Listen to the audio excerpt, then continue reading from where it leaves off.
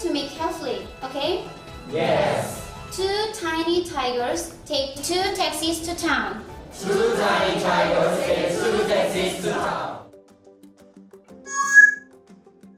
It's a curious question to ask North Korean students just as the weather's getting warmer. Do you want to build a snowman? As in, do you want to build a snowman? But that's what we find written on a chalkboard at a prestigious Pyongyang school as a state TV program about education offered an interesting insight into the materials being used to teach English. You might recognize a couple of characters on the screen just behind the North Korean teacher in this KCTV footage.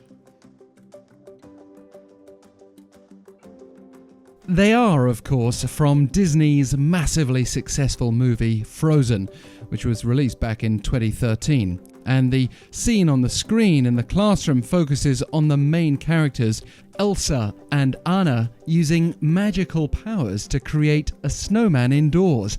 The teacher leading this class explained the thinking here. 정례의 문법 위주의 교육으로부터 회화 위주로 넘어가게 되었습니다. 그렇게 되니 학생들이 외국어에 취미를 가지게 되었으며 또 회화 속에서 문법 지식도 다지게 되니 자연히 외국어 수준이 올라가는 것이 알립니다. 아직 비록 높은 수준이라고는 말할 수 없지만 학생들이 학교에서는 물론 일상생활에서 습관적으로 외국어로 많이 말하게 되니 이게 바로 제일 큰 성과입니다. So this is part of North Korean education reform. But what's potentially baffling is the fact that a movie scene from a modern American classic is being used to teach North Korean kids at school. After all, the country's leader Kim Jong-un has instigated a renewed crackdown on Western culture. According to the North State media a couple of years ago, Kim initiated a struggle against anti-socialist practices, while also infamously describing South Korean K-pop as a vicious cancer.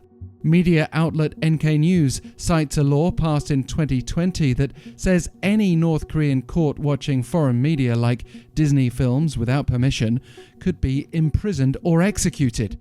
And in February of this year, Radio Free Asia reported that parents in North Korea apparently needed to be warned that they could face grave consequences like being sent to prison camps if they allowed their kids to watch Hollywood movies. Yet, it seems obvious that Pyongyang can embrace foreign and even American cultural products if it is expedient.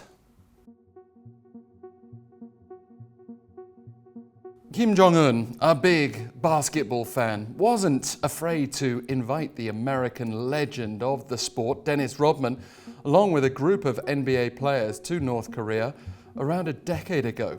And then there's Disney. North Korean state media this year showed a children's hospital decorated with Disney characters, while the North's featured various performances borrowing from Disney movies. North Korea's renowned Moranbong band has made use of Disney characters, including the iconic Mickey Mouse, and this general trend has persisted, despite the US State Department previously calling on North Korea to meet its international obligations when it comes to copyright. That's hardly surprising, given that North Korea has been sanctioned for a lot worse than using Disney characters. But Pyongyang's not just opening the way to Western content, it's doing so on its own terms. Even the Korean subtitles being used for specific scenes in this school example that we saw apparently use conventions and vocabulary uncommon outside North Korea. And it's likely that state censors edited the film or only allowed the use of certain clips, according to NK News analysis. The school in question is apparently one that educates the children of the upper echelons of Pyongyang society.